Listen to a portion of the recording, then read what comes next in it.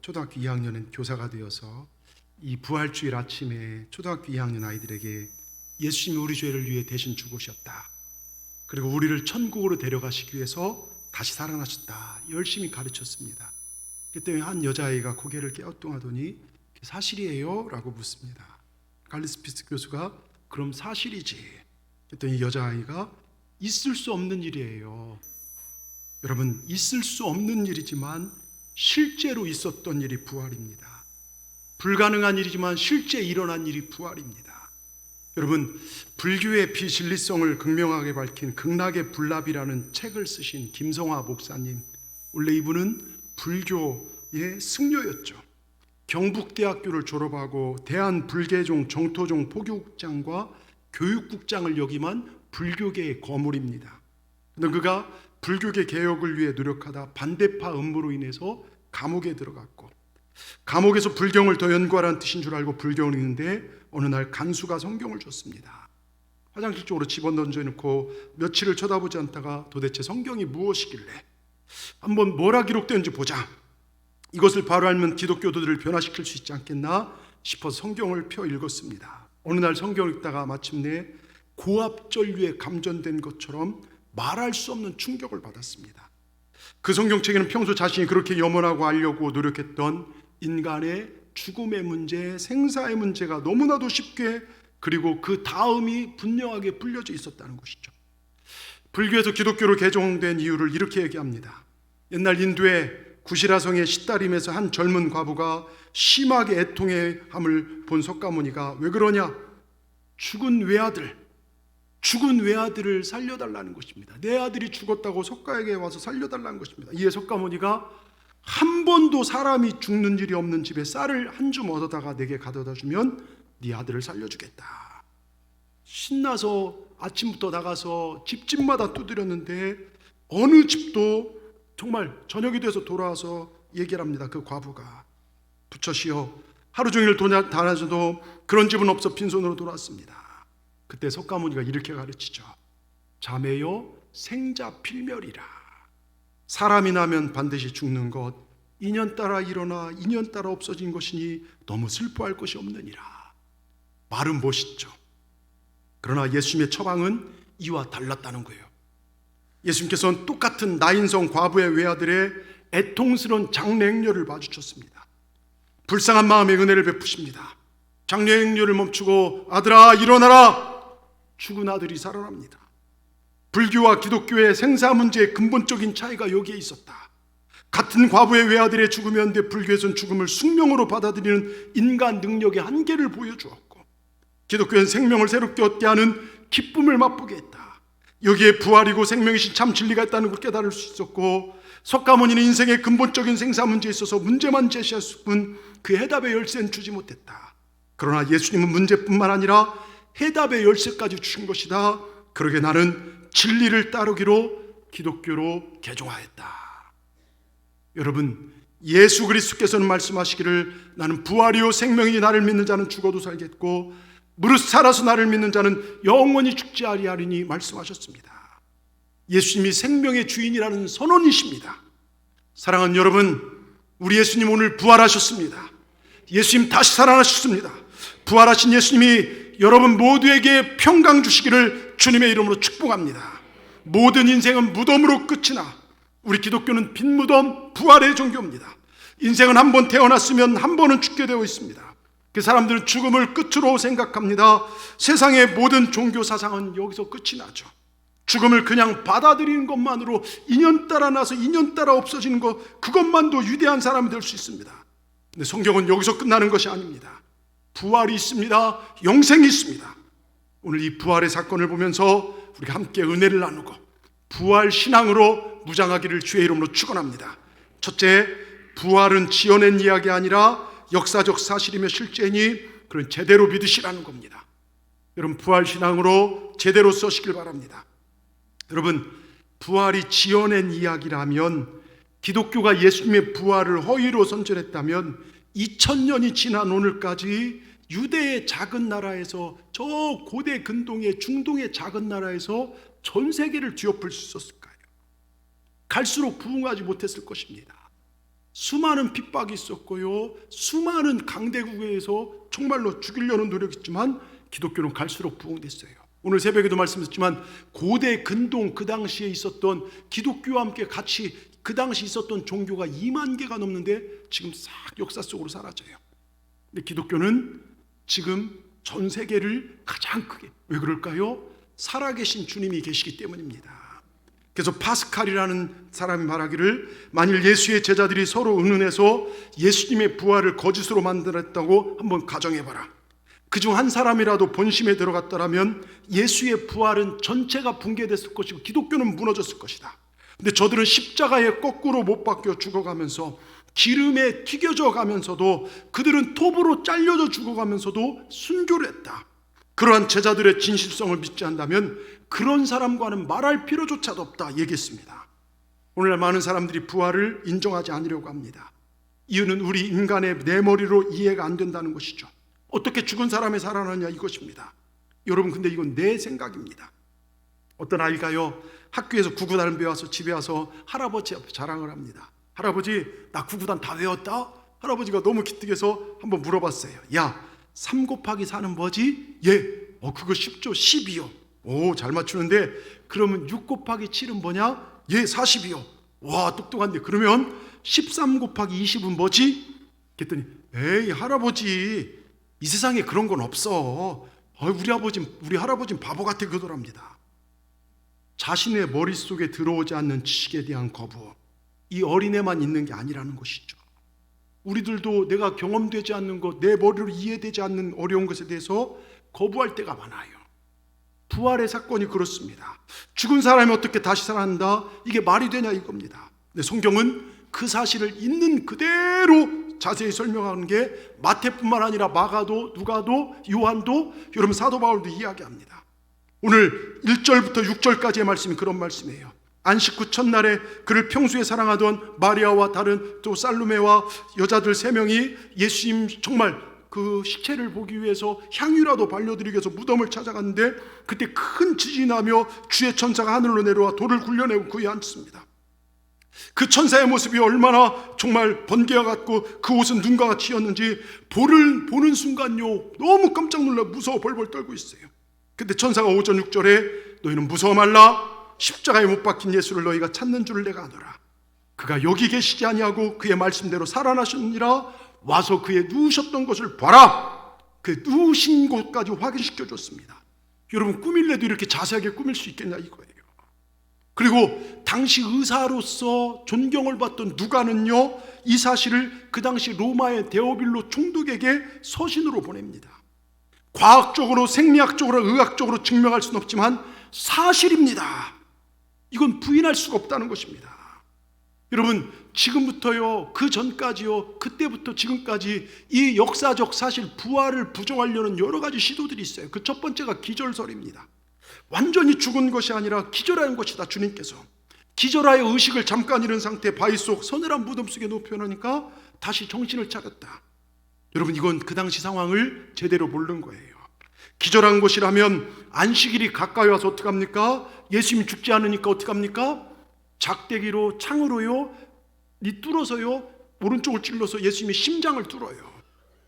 물과 피를 다 쏟았다는 겁니다. 여러분, 심장이 파열되고 살 수 있는 사람이 누가 있겠습니까? 또 하나 도둑설입니다. 마태복음 27장 66절에 보면 유대 종교 지도자는 예수님께서 생전에 자기가 부활할 것이다 예고하신 사실을 알고, 그래서 혹시나 제자들이 예수님의 시신을 도적질하여 부활을 조작하지 않을까 생각했습니다. 말이 안 됩니다. 어린 여자의 앞에서도 예수님 부인하던 제자들이 유대 군병이 지키는 그곳에서 예수님의 시체를 빼내온다? 여러분, 불가능한 일입니다. 그리고 또 무덤문을 봉인하고 파수꾼들, 군인들을 한 무대게 보내서 거기를 철저하게 지켰습니다. 그러나 하나님의 일을 막으려는 그들의 의지에도 불구하고 주님은 천사를 통해 돌을 옮기셨습니다. 부활의 사실을 막으려 했던 그들의 열심이 오히려 부활의 강력한 증거가 되더라 이것입니다. 여러분, 하나님은 전지전능하신 분이십니다. 아무도 하나님을 대항하여 싸울 수가 없습니다. 로마 시대로부터 오늘까지요, 많은 세력들이 하나님의 일을 막으려고 얼마나 노력했습니까?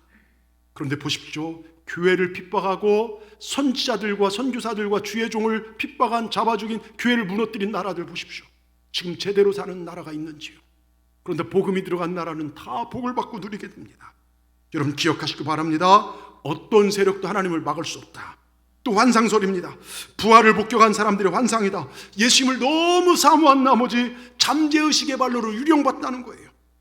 여러분 환상도 한두 사람이 봐야죠. 500명 넘는 제자들 사람들이 목격했으니까요. 서로 다른 곳에 예수님 만났으니까요. 마지막으로 다른 사람 무덤설, 새벽 미명에 마리아 일행이 눈이 어두워갖고 찾아갔는데 다른 사람의 무덤이었다는 것입니다. 그런데 그 무덤이 누구 무덤입니까? 당시 공의의 의원이었던 아리마대 요셉의 무덤 아닙니까? 특별한 무덤이기에 잘못 찾을 수 없다는 것입니다. 여러분 많은 사람들이 예수님의 부활의 사건을 부정하려 해보지만 부정되어지지 않는 것은 이게 사실이고 실제고 실제 있었던 일이기 때문입니다. 여러분 사실보다 더 강한 힘은 없습니다. 우리 기독교가 강하게 역사하는 이유는 부활의 사건이 있기 때문입니다. 우리가 예배 때마다요 십자가를 바라보고 부른 송영송 찬송가 4장, 후대에 곡이 붙여졌지만 이 가사는 초대교회 때 사도들이 순교하기 위해 형장으로 끌려가면서 마지막으로 불렀던 찬송이 성부 성자와 성령 영원히 영광 받으옵소서 태초로 지금까지 또 길이 영원 무궁토록 성삼위께 영광 아멘. 여러분 이 찬송입니다. 그들이 죽음의 현장에서 찬송하는 모습을 한번 보십시오. 그들은 부활의 주님을 목격했습니다. 부활의 주님을 보았습니다. 그리고 승천하신 주님을 보았습니다. 그리고 다시 세상을 심판하러 오신다는 주님의 약속을 들었습니다. 이 땅이 전부가 아니라 영원한 천국이 있음을 보았기 때문입니다. 그래서 순교의 현장에서도 예수님을 생각했고 만약 내가 지금 이 고통, 이 어려움 때문에 주님을 부인한다면 주님도 나를 부인할 것이다.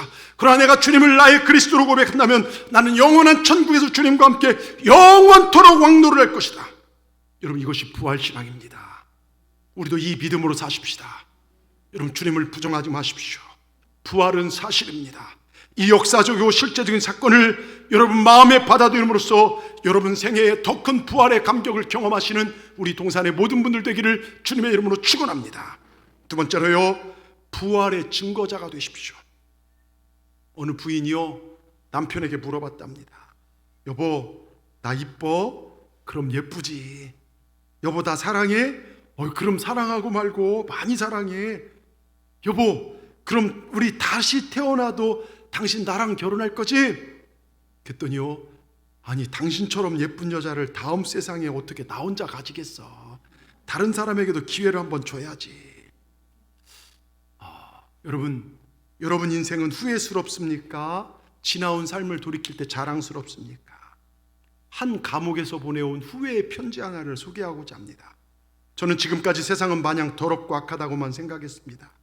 그런데 새롭게 눈을 뜨고 보니까 세상은 참 아름답습니다. 예수 믿고 회개하고 세례받은 눈으로 보니 내가 지금까지 보고 느끼던 세상과는 다른 세상이 보입니다. 그런데 마음이 아픕니다. 이 귀한 진리를 너무나 늦게 깨달은 것입니다.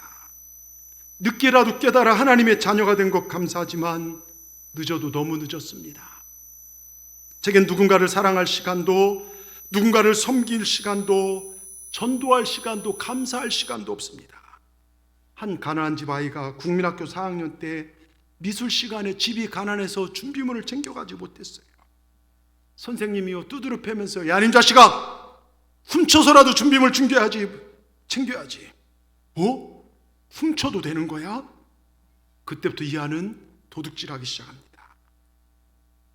나중에는 자기 거롭게 사람을 죽여 도둑질하는 살인 강도가 되고 사형 선고를 받고 감옥에서 그를 전도해 준 분에게 마지막으로 보낸 편지가 이 내용입니다. 여러분 이 사람만 살인 강도 돼서 사형 선고 받은 존재가 아니에요. 우리도 마찬가지입니다. 우리를 성경에서요 우리의 영적 죄를요 에베소 2장 1절에 우리도 죄와 허물로 뭐라고 써 있습니까? 그는 허물과 죄로 죽었던 너희를 죽을 것이다가 아니라 죽었던 우린 이미 영적으로 사형 선고 받아서 지옥으로 터벅터벅 걸어갈 지옥의 주인공들 우리였습니다. 그러나 주님께서 십자가에서 내 죄를 대신 지시고 죽으시고 부활하심으로 말미암아 우리는 구원받은 백성이 되었습니다. 여러분 구원받은 백성인 우리가 살아가야 할 삶의 방식이 있다는 거예요. 여러분 예수님께서는요 세상의 종말을 이야기하셨죠. 지난주도 제가 그 부분에 설교했는데요, 여러분, 역사가 영원하지 않아요. 여러분 생애도 영원하지 않습니다. 올해 앉아있지만 내년에 이 자리에 앉아있을지 안 앉을지 모릅니다. 오늘 내가 아무리 화려한 삶을 산다 할지라도요, 내가 사람들 앞에 의심하며 산다 할지라도요, 인생의 끝날은 곧 다가옵니다. 내가 오늘 어렵더라도 인생의 끝날은 다가옵니다. 개인도 끝나고 역사도 끝나고 우주도 끝나게 됩니다. 새로운 세계로 들어갈 때가 오는 것입니다. 그래서 주님께서 종말에 어떻게 살 것인가 하는 것, 종말의 징조에 대해 말씀하셨습니다. 요즘 시대 되어가는 것을 보십시오. 모든 것이 예수님께서 예언하신 대로 돼가고 있어요. 특별히 종말에는 방탕과 술에 취하지 않도록 조심하라. 생활의 염려로 세상 일 때문에 마음이 둔하여지지 않도록 조심하라. 사업 때문에, 직장 때문에, 먹고 사는 일, 돈 벌고 돈 쓰는 재미 때문에 마음이 둔해져서 믿음을 바라보지 않도록 조심하라. 주님께서 마지막 때 믿음, 깨어있는 믿음 되라고 얘기합니다. 여러분, 내가 회사를 한 두세 개 경영할 때 예배 잘 드리고 믿음 생활 잘했는데요, 회사를 네다섯 개 경영해 갖고서요, 내가 돈 많이 벌지만 예배를 못 드린다면 그건 복이 아닙니다. 차라리 회사를 내려놓는 게 낫습니다. 회사가 잘 되어 11조를 이뤄갈 때는 새벽제단 열심히 쌓더니 너무 잘 돼서 10억 이상 하면요, 바빠 새벽기도를 못한다? 차라리 회사가 안 되는 것이 그 인생의 복입니다. 여러분, 왜요? 마지막 때 종말에는요, 그런 것들이 아무것도 아닌 것이기 때문에요. 내가 주님 앞에 가지고 갈 수 있는 것들이 그게 아니라는 것입니다. 오히려 피곤하기만 하고 오는 것은 아무것도 없고 신앙만 잃어버립니다. 생활의 염려로 마음이 둔해지지 않도록 해야 하는 것입니다. 누가복음 21장 36절, 우리 큰 소리로 같이 한번 읽어보겠습니다. 이러므로 너희는 장차 올 이 모든 일을 능히 피하고 인자 앞에 서도록 항상 기도하여 어떻게 해요? 항상 기도하여 깨어있으라. 여러분, 우리의 마지막은요, 얼마나 많이 벌었느냐, 얼마나 크게 되었느냐, 얼마나 큰 인물이 되었느냐, 그런 것이 아니라 주님 앞에 바로 서는 인물이냐, 말씀 앞에 깨어있느냐, 기도로 깨어있느냐, 이게 중요합니다. 그래서 죽음을 목전에 앞둔 사람들이 후회하는 껄껄껄 제가 말씀드렸죠. 첫 번째 걸, 조금만 더 참을 걸. 아유, 그때 감정 누리지 못하고 말을 참지 못해서 얼마나 많은 문제를 낳았던가. 내가 만들어 놓은 수많은 문제 속에 파묻혀 얼마나 고통스러워하며 살다 죽는가 하는 그 후의 걸. 두 번째 걸, 조금 더 베풀고 섬길 걸. 나를 필요한 사람에게 좀 더 베풀 걸, 이웃에게 좀 더 따뜻한 마음을 전해줄 걸, 좀 더 따뜻하게 말해줄 걸, 좀 더 섬겨줄 걸. 너무 인색했구나. 천국에 가져갈 게 없어요. 세 번째 걸, 하나님 주신 복을 좀 더 즐길 걸.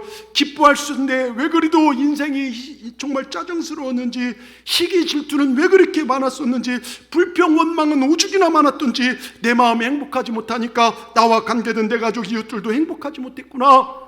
행복하게 살지 못한 거에 대한 후회. 여기다 한 가지 더 살펴보면요, 전도할 걸, 복음 전할 걸, 그 사람 구원해낼 걸. 내가 전하지 않아 지옥 가는 사람 보며 가슴을 치며 하는 후회입니다. 주님 앞에 섰는데 면류관이 작아서요, 너무 초라해서 후회합니다. 예수님 명령에 순종하지 못하고 게으르게 산 것이 한스럽기만 합니다. 여러분, 부활을 경험한 자들은 귀한 인생입니다. 우린 후회스러운 인생을 살 자들이 아닙니다.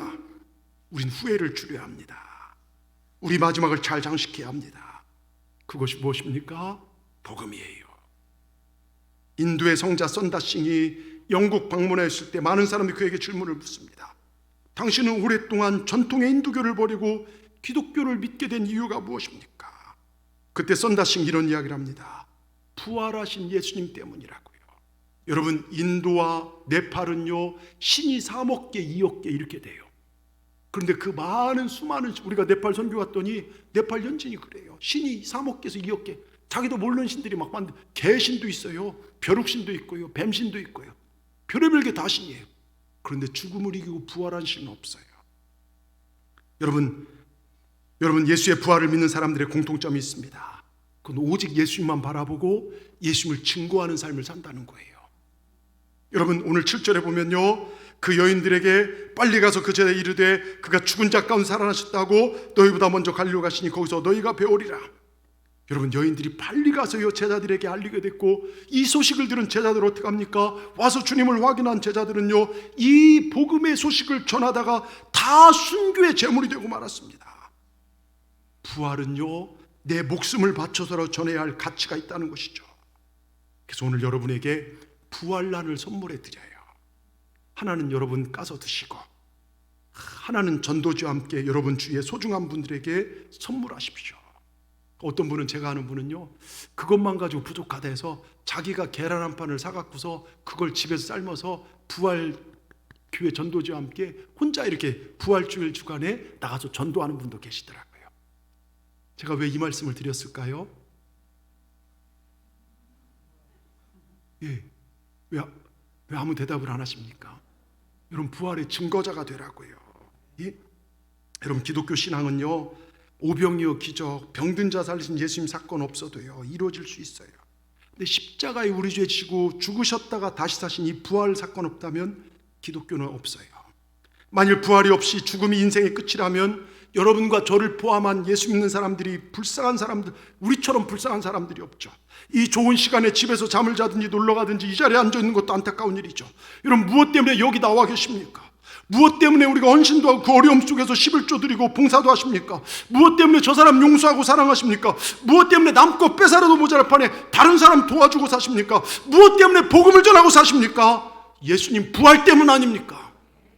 여러분, 사랑해야 할 이유도, 참고 살아야 할 이유도, 남을 주어야 할 이유도, 복음을 위하여 내 모든 것을 줘야 할 이유도 예수님 부활과 마지막 때가 있기 때문에 그런 것을 여러분 믿으시길 바랍니다.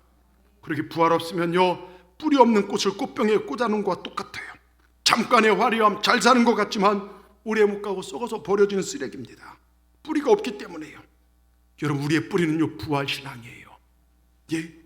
어린 계집아이 앞에서 비겁하게 예수님을 부인하던 베드로였지만 부활하신 주님 만나고 나서는요, 우리의 예수를 하나님이 살리신지라 우리가 다 이 일의 증인이 되었도다. 그 무시무시한 사람들 앞에서 외치고 순교의 제물이 됐더라, 이것입니다. 여러분, 이 부활신앙 무엇입니까? 우리도 나중에 예수님처럼 부활한다는 신앙이고 확신입니다. 오늘 예배에 나온 여러분들 중에 이 부활의 확신이 있기를 주의 이름으로 축원합니다. 이 부활을 여러분 마음 열고 믿으시면 돼요. 십자가에 주님이 내 죄를 지고 죽으셨다, 그리고 부활하셨다, 이걸 믿으시기만 하면 되는 줄 믿습니다. 우리가 모두가 부활의 증인 되시기를 주님의 이름으로 축원합니다. 끝으로 부활의 능력과 승리는 나를 위함임을 믿고 부활신앙으로 확실하게 설하는 것입니다. 어떤 아이가요, 질문을 참 많이 하는 아이가 있어요. 그런 애들 있잖아요. 막 수시로 뭐 물어보는 애들. 한 번은 시골길을 걸어가는데 질문 막 시작합니다. 엄마, 저건 뭐야? 콩 심은 거야. 저건 뭐야? 고추지. 고추 심었구나. 저건 뭐야? 벼 심은 거지. 근데 동그란 무덤을 보더니요, 저건 뭐야? 묻습니다. 저건 사람이 죽으면 묻는 곳이야. 저긴 죽은 사람을 묻은 곳이야. 그랬더니 이 아이와 저긴 사람을 심었구나, 이래요. 여러분, 여기에서 우리가 알 수 있는 것이 있어요. 이 철없는 꼬마 아이의 말 한마디에 깨닫는 사실이 이렇습니다. 죽은 사람은 땅에 묻지만 하나님의 사람들은 묻는 것이 아니라 심는 것이다. 예수 알지 못한 사람들, 부활을 알지 못하는 사람들은 한 번 땅에 묻히면 영원한 음부의 권세에 갇힌 것이지만 우린 땅에 심기우지만 우린 부활한다는 거예요. 우리 생명이 끝나는 날 우린 영원한 천국으로 들어간다는 것입니다. 새롭게 영원한 천국에 심겨진다는 거. 아멘 하십시오. 여러분, 이것보다 큰 복이 어디 있어요? 영원한 천국에 들어갈 수 있다는 이 부활신앙만큼 큰 감격이 어디 있습니까? 그렇게 부활절은요, 죽음이 패하고 생명이 승리한 날, 마귀는 패하고 예수께 승리하신 날, 절망이 패하고 소망이 승리한 날입니다. 이 모든 승리가 우리에게 주어진 거예요. 저와 여러분에게 주시기 위해서 우리 주님이 부활하셨습니다. 오늘 주님께서 부활하시고요, 9절 10절에 주님이 등장하십니다. 큰 두려움과 큰 기쁨에 있던 여인들에게, 두려움 기쁨에 막 있던 여인들에게 주님께서 두 마디야, 평안하뇨, 이 얘기는 평안하라, 이 얘기입니다. 평안하라 말씀하시고 10절에 무서워 말라, 두려워 말라. 어떤 환경이 와도 부활한 내가 너희와 함께한다. 그런 평안하라, 두려워 말라, 이 말씀이 오늘 우리에게 주신 말씀인 줄 믿습니다. 여러분, 거대한 통나무는요, 잘라지면요 물에 그냥 떠내려가요. 왜요? 잘려지고 죽었기 때문에요. 근데 살아있는 작은 물고기는요, 물살을 거슬려 올라갑니다. 마찬가지입니다. 믿음이 죽어있는 사람들은요, 세상 물에 휩쓸려서 그냥 떠내려가요. 예? 말씀으로 정말 살아가는 게 아니라 세상 소식에 이리 휩쓸리고 저리 휩쓸립니다. 그러나 믿음이 살아있는 사람들은요, 주님만 바라보고 세상의 흐름에 역류하고 올라갑니다. 모든 악주권을 뒤집는 능력이 있습니다. 여러분, 주님께서는 죽음을 뒤집어 엎어버렸습니다. 우리도 십자가에 돌아가신 주님 만나면, 부활의 주님 만나면 이런 역사가 우리에게 일어나는 걸 믿으시길 주의 이름으로 축원합니다. 여러분, 어떻게 보면요, 죽음이 있기에 삶의 기쁨과 행복과 감사를 더 크게 느낄 수 있어요.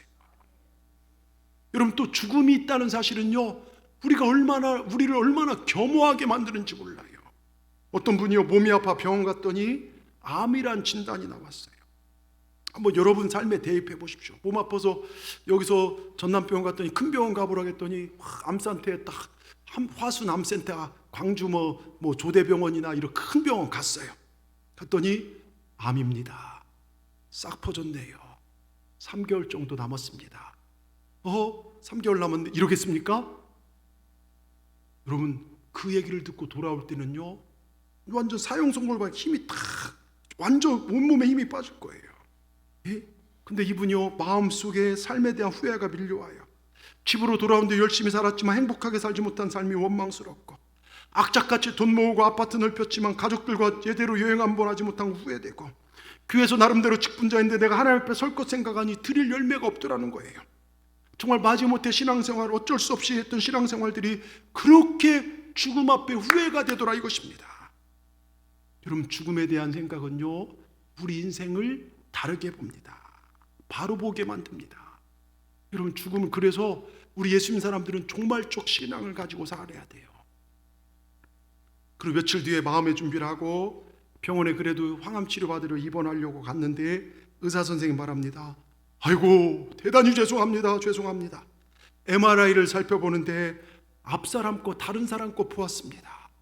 환자분은 정상입니다. 기분이 어떨 것 같습니까? 표정을 한번 줘보십시오.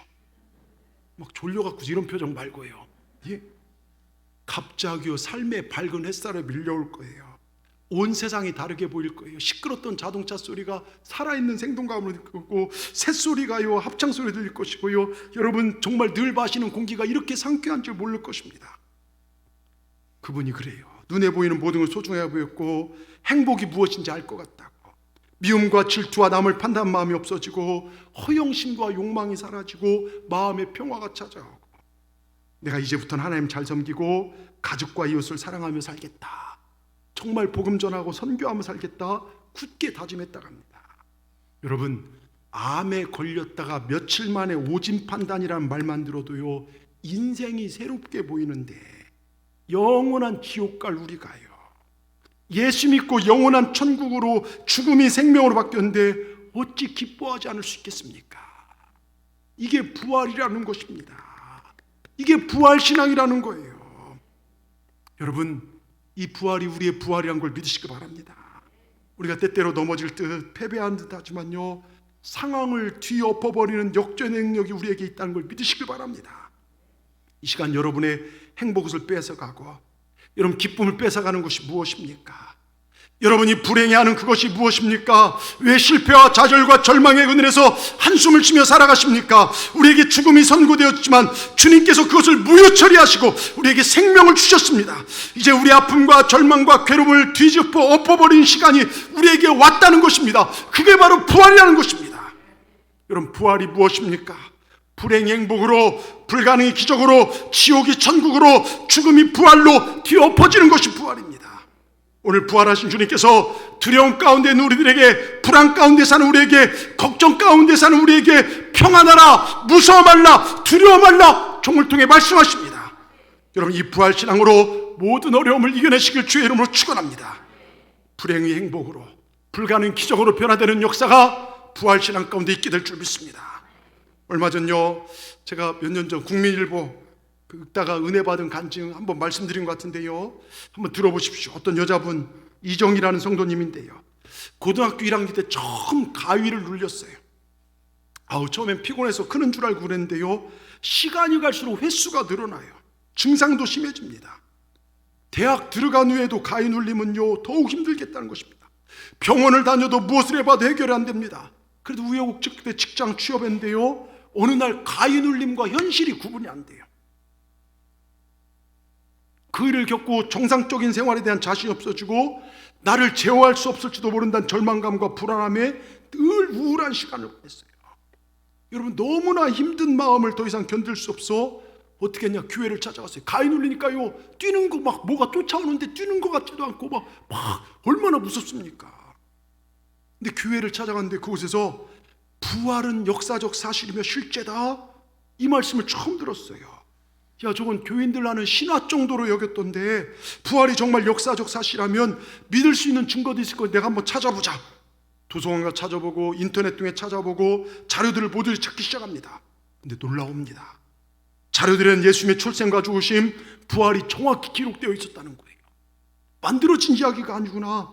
예수님께서 모든 사람이 믿을 수 있도록 부활을 확실한 증거로 남겼는데 나는 여태까지 그것을 믿지 못하고 있었구나. 그 다음에 나의 확신을 더욱 정확하게 해준 것은 부활을 본 제자들의 변화라는 거예요. 죽음이 두려워서 예수님을 배신하고 도망갔던 제자들이 죽음 앞에서도 예수님의 부활을 전하는 담대한 모습을 봤습니다. 그들 모두가 목격한 것은 십자가에 처참하게 돌아가신 예수님의 죽음이었는데 이상하게 얼마 뒤에 다 복음을 증거하는 예수님의 부활을 그들이 말하고 있다는 걸 발견했어요. 사람이 죽었다가 다시 살아난 것을 어떻게 믿을 수 있을까? 그들이 직접 눈으로 보지 못했다면 불가능하다는 확신이 들었고, 그때 예수님의 죽으심을 본 그들이 예수님의 부활하심 또한 보았구나, 보고 믿었구나. 그렇게 예수님의 부활이 사신 것을 확증하니까요, 십자가에 죽으신 예수님이 나를 위해 죽으신 나의 주 나의 하나님인 것을 비로소 알게 되었어요. 나의 주인이 되어서도 풍성한 삶을 주기를 원하시는 그분의 마음을 알게 되니까요, 나는 나에게만 매달렸구나, 나에게만 매달렸구나. 내 모습이 보이고 내 죄 때문에 십자가에 달려 피 흘린 예수님 모른 채 하며 지금 내 문제만 해결되려고 못 박힌 예수님의 손과 발에 또 무엇을 받고 있는 내 모습, 오직 부활하신 나와 더불어 살기 원하시는 예수님 마음을 알게 되니까 그분 앞에 엎드릴 수밖에 없었습니다. 하나님, 죄송합니다. 제가 예수님을 믿지 않았습니다. 이 말밖에 할 수 없었답니다. 어둠의 종노릇하며 괴로워하는 내게 어서 내게 돌아오라고 말씀하신 하나님 마음이 그대로 전해졌어요. 여러분, 저 2층에서도요, 하나님 지금도 이 설교가 뭡니까? 내게로 돌아와라. 내 아들 너희를 위해 죽었다. 너희 죄를 지고 내 아들 죽게 만들었다. 내게로 돌아오라는 외침 아닙니까? 그 말씀이 마음이 그대로 전해졌고 주저함 없이 주님 앞에 회개하고 예수님이 나의 주인심을 고백했습니다. 그런데 놀라운 것은요, 그 믿음을 가진 그날부터 가인 울림이 끊어져 버렸어요. 왜 아멘을 몇 분밖에 안 하십니까? 예? 아무리 내가 가위 안 눌리고 그냥 누우면 잠자는 스타일이라도요, 여러분, 얼마나 이 지긋지긋한 고통이 끝날까 하며, 여러분, 가위 눌리면 대부분 귀신 장난이에요. 예? 지금 끝날까 힘든 날을 하루하루 살아갔는데요, 삶이 버거웠는데 부활하신 예수님 만나고 그분을 나의 주인으로 영접하니까요, 가위 눌림이 나도 모르는 사이에 떠나자고. 무슨 얘기인 줄 아십니까?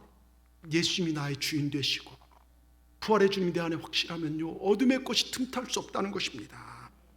이제 그런 고백을 합니다. 가위 눌림으로 인해 불안하고 우울했던 삶에서 기쁨과 평강의 삶을 살게 해주신 주님이 너무나 감사합니다.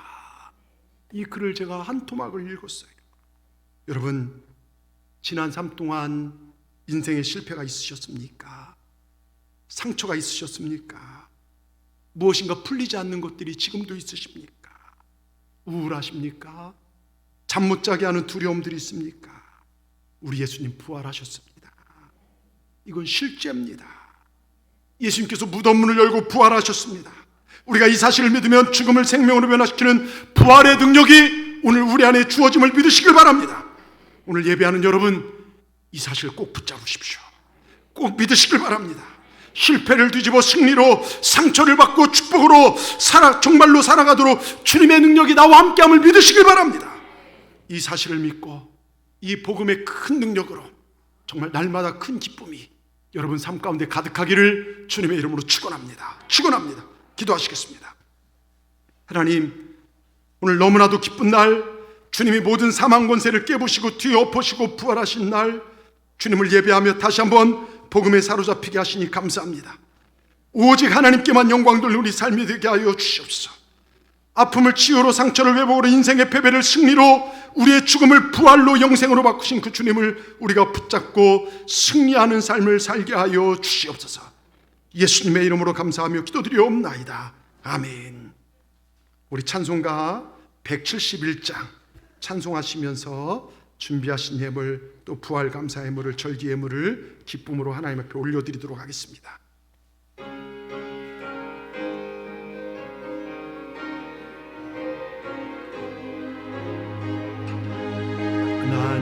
하나님의 독생자 예수 날 위하여 오시었네. 내 모든 죄 사하시려고 십자가 지셨으나 다시 사셨네. 살아계신 주님, 살아계신 주, 나의 참된 소망, 두려움이 사라집니다. 사라지네. 사랑의 주네, 사랑의 주네, 갈 길 인도하니 내 모든 삶의 기쁨 늘 충만하네. 주 안에